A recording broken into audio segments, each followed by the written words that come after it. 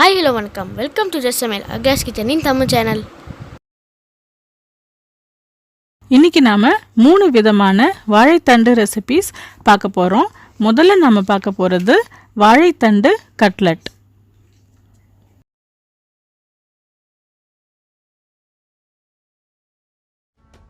இந்த வாழைத்தண்டு கட்லெட் பண்ணுறதுக்காக இன்றைக்கி நான் 2 பெரிய சைஸு உருளைக்கிழங்கை வேக வச்சு எடுத்துக்கிட்டு இருக்கேன். அதை நல்லா தோலை உரிச்சிட்டு நல்லா இந்த மாதிரி மசிச்சு எடுத்துப்போம். ஸோ நல்லா மசித்த பிறகு இதை தனியாக எடுத்து வச்சுக்கோங்க. இப்போ நான் ஒரு 1/4 கிலோ வாழைத்தண்டை எடுத்துட்டுருக்கேன். அதை நான் சின்ன சின்னதாக நறுக்கியிருக்கேன். ரொம்ப சின்ன சின்னதாக நறுக்கியிருக்கேன். நீங்கள் பார்த்தீங்கன்னா தெரியும். அது எனக்கு ஆக்சுவலாக ஒரு 2.5 கப்புக்கு வந்துச்சு. அதை நான் அப்படியே வைக்காமல் நான் டக்குன்னு மோரில் போட்டு மோரில் கொஞ்சமாக ஒரு 2 சிட்டிக்கை மஞ்சத்தூளும் போட்டு நல்லா மிக்ஸ் பண்ணிவிட்டு அதில் இந்த வாழைத்தண்டை நான் நல்லா ஊற வச்சுருக்கேன். இது ஏன் நான் இந்த மாதிரி பண்ணியிருக்கேன் அப்படின்னா, வாழைத்தண்டு சில டைம்ஸ் கொஞ்சம் நேரம் டைம் ஆக ரொம்ப கருப்பாக ஆரம்பிச்சிடும். அதை அவாய்ட் பண்ணுறதுக்காக இந்த மாதிரி நான் மோரில் ஊற வச்சு வச்சுருக்கேன். இப்போ ஒரு பெரிய கடாயில் 2 டேபிள் ஸ்பூன் நல்லெண்ணெய் நான் சேர்த்துக்கிறேன். எண்ணெய் காஞ்சதும் ஒரு 1/4 டேபிள் ஸ்பூன் ஜீரகம், 1/2 டேபிள் ஸ்பூன் சோம்பு ரெண்டுத்தையும் சேர்த்து ஒரு நிமிஷம் நான் நல்லா வறுத்துக்கிறேன். சோம்பும் ஜீரகமும் நல்லா பொரிஞ்சு வர்ற சமயத்தில் 2 வெங்காயத்தை நான் சின்ன சின்னதாக பொடிசாக கட் பண்ணியிருக்கேன். அதையும் நாம் சேர்த்துக்கலாம். சேர்த்துக்கிட்டு வெங்காயமும் ஓரளவு நல்லா வதங்கட்டும். வெங்காயம் சேர்க்கும் போதே நம்ம பச்சை மிளகாவையும் சேர்த்துக்கலாம். 2 பச்சை மிளகா நல்ல தூளாக நறுக்கியிருக்கேன்.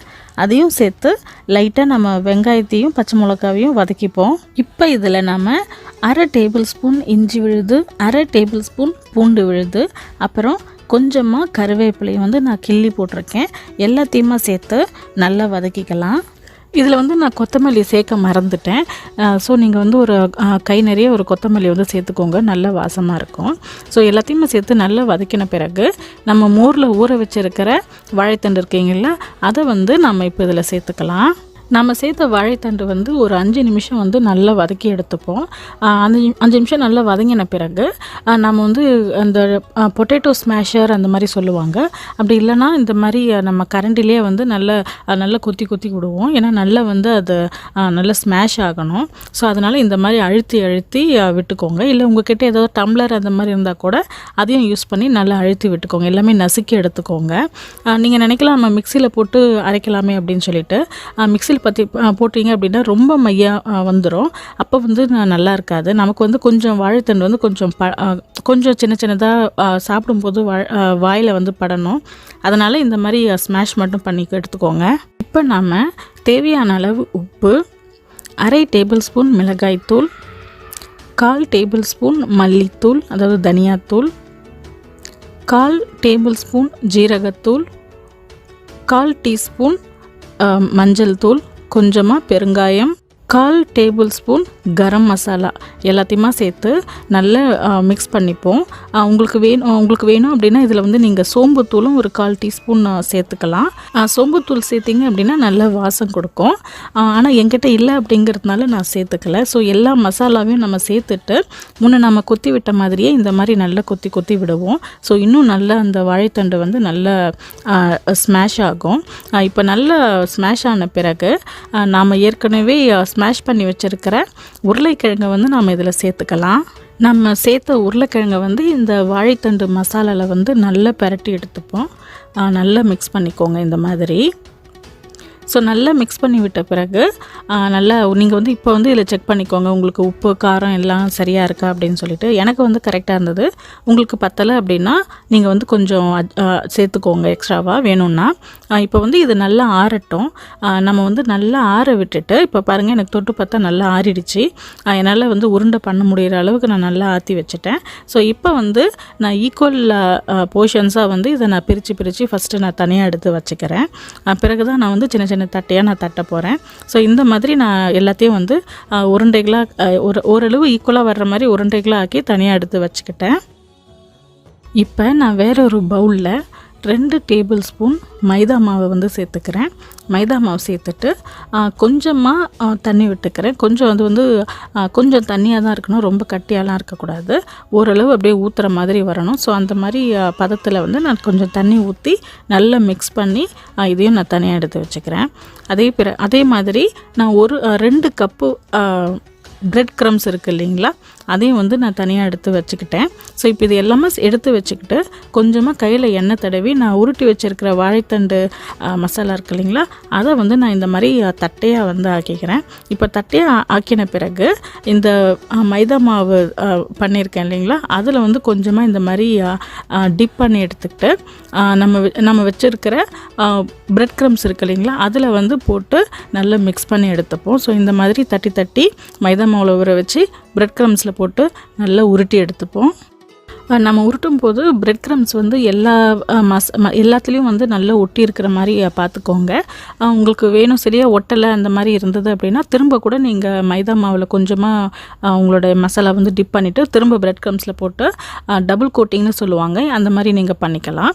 ஸோ இந்த மாதிரி உங்களுக்கு பாருங்கள் அழகாக இந்த மாதிரி எல்லா பிரெட் க்ரம்ஸும் வந்து உங்களுக்கு நல்லா ஒட்டி வரணும். ஸோ இந்த மாதிரி வச்சுக்கோங்க. இந்த மாதிரி வச்சுக்கிட்டு இது வந்து ஒரு 10 ஒரு 15 நிமிஷம் வந்து கொஞ்சம் நல்லா காயட்டும். ஸோ இதே மாதிரி எல்லாத்தையும் நம்ம பண்ணி வச்சுப்போம். ஸோ இப்போ இந்த கட்லெட்லாம் வந்து ஒரு 10 நிமிஷம் நல்லா காயட்டும். ஸோ அதுக்குள்ளே நம்ம வந்து ஒரு பெரிய கடாயில் இந்த கட்லெட்டை பொரிக்கிறதுக்கு தேவையான எண்ணெயை வந்து நம்ம ஊற்றி சூடு பண்ணிடலாம். ஸோ நல்லா அது சூடானதும் நம்ம வச்சுருக்கிற கட்லெட்டை வந்து இதில் போட்டு நல்ல பொன்னிறமாக ஆற வரைக்கும் நம்ம நல்லா ஃப்ரை பண்ணிவிடுவோம். ஸோ இந்த மாதிரி நீங்கள் எண்ணெய் பண்ணுறீங்களே, ஸோ ஹேண்டில் பண்ணும்போது கொஞ்சம் கேர்ஃபுல்லாக பண்ணுங்கள். ஸோ இந்த மாதிரி நம்ம ஒரு சின்ன ஸ்பூனை வச்சுக்கிட்டு இல்லை என்னோட ஒரு ஃபோர்க் அது மாதிரி ஏதாவது வச்சுக்கிட்டு லைட்டாக இந்த மாதிரி திருப்பி விட்டுருவோம். நீங்கள் வந்து இதை ஷேலோ ஃப்ரை கூட பண்ணலாம். ஆனால் நான் வந்து ஃபுல்லாக இந்த வடை மாதிரி போட்டு நான் வறுத்துருக்கேன். ஷேலோ ஃப்ரைனா சும்மா கொஞ்சமாக எண்ணெய் விட்டு லைட்டாக 2 பக்கமும் வறுத்து எடுக்கிற மாதிரி. நான் அந்த மாதிரி பண்ணல. நான் இப்போ வந்து ஃபுல் எண்ணெயை விட்டு நான் பண்ணியிருக்கேன். ஸோ உங்களுக்கு எது தேவையோ அந்த மாதிரி நீங்கள் பண்ணிக்கலாம். இப்போ பாருங்கள், நம்மளுடைய கட்லெட் வந்து எல்லாமே ரொம்ப சூப்பராக வந்துருச்சு. அவ்வளோதாங்க, ரொம்ப ஈஸியாக முடிஞ்சிருது பாருங்கள். ரொம்ப ஹெல்த்தியான கட்லெட்டும் கூட. இது வந்து ஜஸ்ட் ஒரு டொமேட்டோ சாஸ்லேயோ இல்லை மயோனைஸ் மாதிரி கொடுத்து நீங்கள் சர்வ் பண்ணிங்கன்னா கண்டிப்பாக உங்கள் குழந்தைங்க ரொம்பவே விரும்பி சாப்பிடுவாங்க. அதே மாதிரி நான் சொன்ன மாதிரி இது வந்து கண்டிப்பாக நீங்கள் வாழைத்தண்டு இல்லை சேர்த்துருக்கீங்க அப்படின்னு சொல்லிட்டு யாராலையும் கண்டே பிடிக்க முடியாது. ஏன்னா அவ்வளோ டேஸ்டியாக இருக்கும் இந்த கட்லெட். ரெண்டாவதாக நம்ம பார்க்க போகிறது வாழைத்தண்டு சேலட். இதை வந்து நாம் மற்ற காய்கறிகளுடனும் மற்ற பழங்களுடனும் சேர்த்து சாப்பிட்றதுனால இது ரொம்ப ரொம்ப ஹெல்த்தியானது. இந்த வாழைத்தண்டு சேலட் பண்ணுறதுக்காக நான் வாழைத்தண்டை வந்து சின்னதாக நறுக்கி எடுத்திருக்கேன். எனக்கு வந்து 1 கப்பு வந்து ஃபுல்லாக வந்தது. ஸோ இதை வந்து நான் எலுமிச்சஞ்சாறு கொஞ்சமாக பிழிஞ்ச தண்ணியில் வந்து ஊற வச்சுருக்கேன். அப்போ தான் வந்து கலர் வந்து அதோட நிறம் வந்து மாறாமல் இருக்கும், லைட்டாக ப்ரௌனிஷாக இல்லை பிளாக்காக ஆகாமல் இருக்கும். அதனால் அந்த மாதிரி ஊற வச்சுருக்கேன் நான். ஸோ இப்போ வந்து அந்த 1 கப்பை வந்து நாம் வேறு ஒரு பெரிய பவுலில் சேர்த்துப்போம். கூடவே 2 டேபிள் ஸ்பூன் தக்காளி, 2 டேபிள் ஸ்பூன் வெங்காயம், அப்புறம் 2 டேபிள் ஸ்பூன் மாங்காய் எல்லாத்தையும் சின்னதாக நறுக்கி எடுத்திருக்கேன். எல்லாத்தையும் நம்ம சேர்த்துக்கலாம்.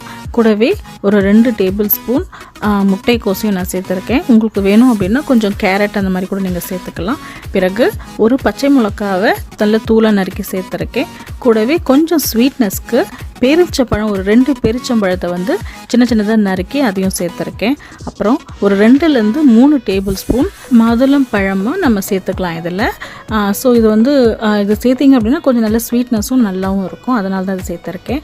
கூடவே கொஞ்சம் க்ரன்ச்சினஸ் கொடுக்கறதுக்காக நான் கொஞ்சம் கார்ன்ஃப்ளேக்ஸை சேர்த்துருக்கேன். உங்களுக்கு வேண்டாம் அப்படின்னா நீங்கள் தாராளமாக இதை அவாய்ட் பண்ணிக்கலாம். இப்போ காரத்துக்காக ஒரு 1/4 டீஸ்பூனுக்கும் குறைவாக மிளகாய்த்தூள், தேவையான அளவு உப்பு, கொஞ்சமாக சாட் மசாலா, அதுவும் வந்து ஒரு 1/4 டீஸ்பூனுக்கும் குறைவாக தான் நான் சேர்த்துருக்கேன். உங்களுக்கு வேணும் அப்படின்னா நீங்கள் அட்ஜஸ்ட் பண்ணிக்கலாம். அதே மாதிரி ஒரு அரை எலுமிச்சம் பழத்தை வந்து கொஞ்சமாக பிழிஞ்சிருக்கேன். நிறைய ஃபுல்லாக நான் பிழியலை, கொஞ்சமாக தான் நாங்கள் பிழிஞ்சிருக்கோம். அதே மாதிரி ஒரு கை நிறைய கொத்தமல்லி தழைகளையும் நீங்கள் சேர்த்துக்கலாம். உங்களுக்கு வேணும் அப்படின்னா புதினா இலைகளையும் சேர்த்துக்கலாம். இது எல்லாத்தையுமே சேர்த்து நம்ம நல்லா இதை மிக்ஸ் பண்ணிப்போம். நான் முன்னாடியே உங்களுக்கு சொன்ன மாதிரி இதில் உங்களுக்கு வேணுங்கிற அளவு நீங்கள் எந்த காய்கறி வேணாலும் இதில் சேர்த்துக்கலாம். அதே மாதிரி வெள்ளரிக்காயை சேர்த்துக்கலாம், கேரட்டை சேர்த்துக்கலாம். அதே மாதிரி ஆப்பிளை வந்து சின்ன சின்னதாக நறுக்கி போட்டு சேர்த்துக்கலாம். ஸோ இது எல்லாமே வந்து உடம்புக்கு ரொம்பவே நல்லது இல்லையா? ஸோ அதே மாதிரி வாழைத்தண்டும் இது கூட நம்ம சேர்த்து சாப்பிடும்போது ரொம்பவே ஆரோக்கியமாகவும் வெயிட் லாஸ்க்கு ரொம்பவே யூஸ்ஃபுல்லாகவும் இருக்கும். அவ்வளோதாங்க நம்முடைய சூப்பரான வாழைத்தண்டு சேலட். இதை சேலட்னு சொல்லலாம், இல்லை சாட்டும் அப்படின்னு இங்கே சொல்லலாம். ஸோ இது வந்து தயாராகிடுச்சு.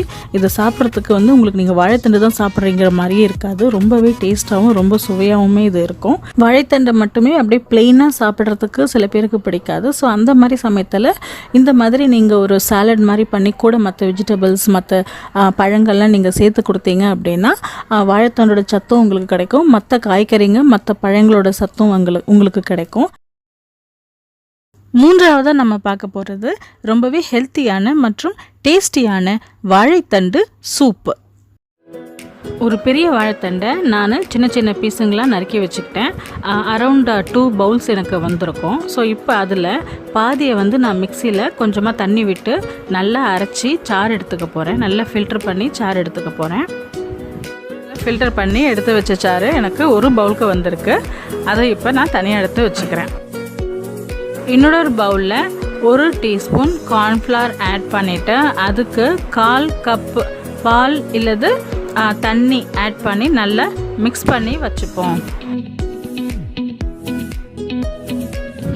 இப்போ ஒரு பாத்திரத்தில் 1 டீஸ்பூன் பட்டர் இல்லது ஆலிவ் ஆயில் நம்ம ஆட் பண்ணிப்போம். நல்லா ஆட் பண்ணிக்கிட்டு அது நல்லா கரைஞ்சதும் நாம் ஒரு 1/4 டீஸ்பூன் ஜீரகம் ஆட் பண்ணி ஸ்லைட்டாக வறுத்துப்போம். உங்களுக்கு வேணும்னா நல்ல பொடிசாக நறுக்கிய ஒரு மீடியம் சைஸ் ஆனியனையும் இது கூட சேர்த்து நல்லா வதக்கிக்கலாம். வதக்கிட்டு அதுக்கப்புறம் நம்ம வாழைத்தண்டை சேர்த்துக்கலாம். பட் நான் இப்போ ஆனியன் சேர்க்காம தான் நான் பண்ணியிருக்கேன். இதில் நம்ம பொடிசாக நறுக்கி வச்சிய வாழைத்தண்டை சேர்த்து நல்லா மிக்ஸ் பண்ணி விடுவோம்.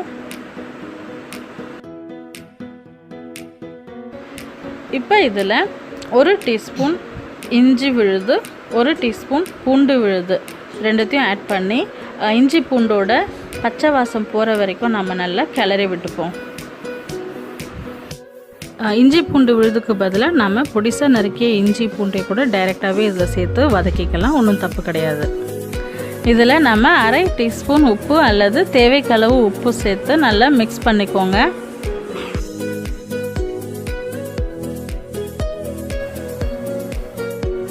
இப்போ வாழைத்தண்டு ஓரளவு வதங்கிடுச்சு. இப்போ அதில் நாம் ஏற்கனவே வடிகட்டி வச்சுருக்கிற வாழைத்தண்டு சாறை ஆட் பண்ணிப்போம். ஆட் பண்ணி கொஞ்சம் கொதிக்க விட்டு நல்லா வேக வைப்போம். தேவைப்பட்டுச்சுன்னா நாம் இதில் ஒரு 1/2 கப்பு தண்ணியவும் நம்ம சேர்த்து கொதிக்க விடலாம்.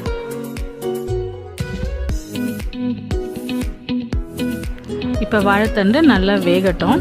ஒரு 8 to 10 மினிட்ஸ் நல்லா ஒரு மீடியம் ஃப்ளேமில் நல்லா வேக வைப்போம்.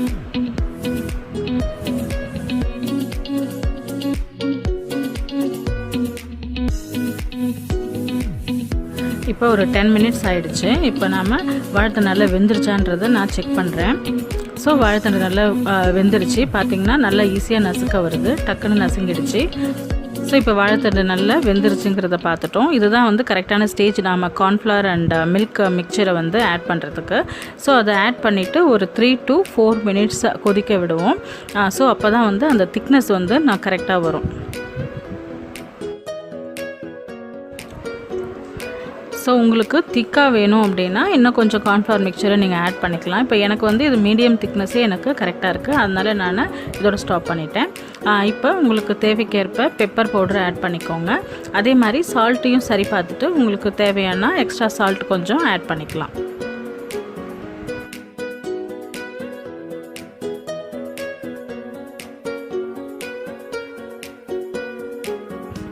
சூப்பரான ஹெல்த்தியான வாழைத்தண்டு சூப் ரெடி ஆயிடுச்சு.